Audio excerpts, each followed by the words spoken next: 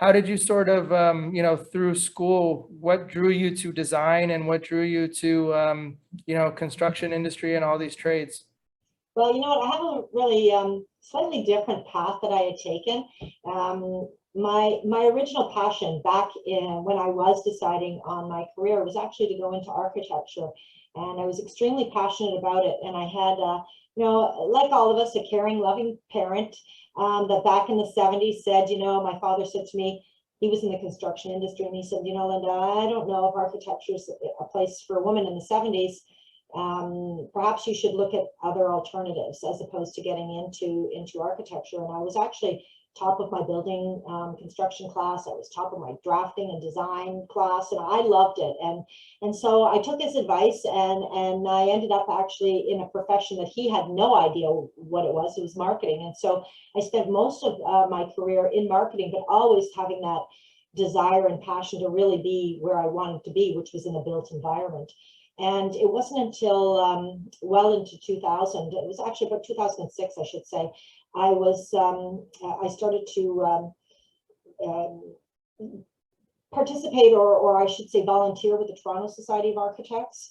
And it got me back on track. And then shortly, 3 years later, I ended up being hired by a company in Toronto that needed me to spearhead the revitalization of what we would call a design center. So for your listeners, a design center is typically a collection of various showrooms. They're usually open only to the trade. They'll showcase product. And so ours was a residential design center. And it was in that design center that I started to realize or to identify, where I really wanted to ride out the rest of my career. And, having done over 400 events and working with the designers at the design center that came to visit there, a lot of them were starting to talk about the idea of aging in place.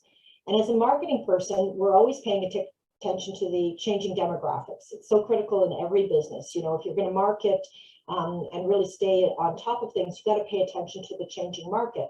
And so what was happening is we were starting to see information coming up into the Canadian market from the US on that changing demographic. We were experiencing an older population.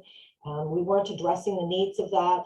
We had, in Canada particularly, we had a housing stock. 80% of our housing stock did not meet the needs.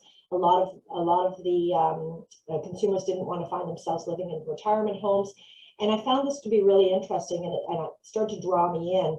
And, when you're dealing with an aging population, you're dealing with challenges, progressive conditions. People have mobility challenges. But it also kind of layered onto my own personal life, because when I was back in my 20s, my cousin, she was actually in a motorcycle accident and was a paraplegic, and really struggled with the built environment. And and I watched my mother at home, even in the 1990s and the 2000s, as she started to have challenges walking.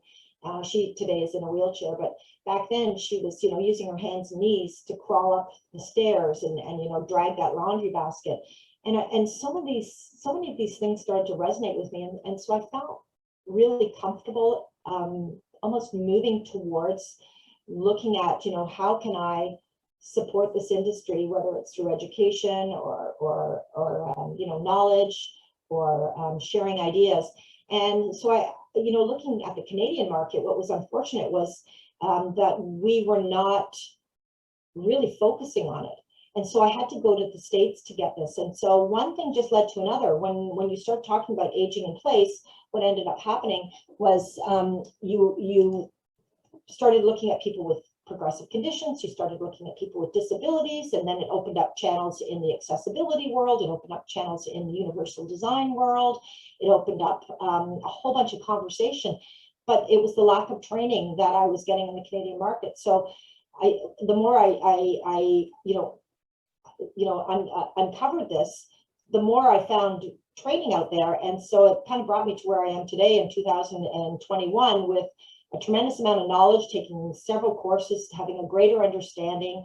And I am probably more passionate today than I ever have about how important it is for us to change our residential built environment so we don't have to adapt to our environment regardless of our circumstance, regardless of our age or our size, that our environment really adapts to us as our needs change. So that's kind of my life in a nutshell. I love marketing, and I really truly, you know, love the idea of working with the trades and helping them with best practices on improving residential design.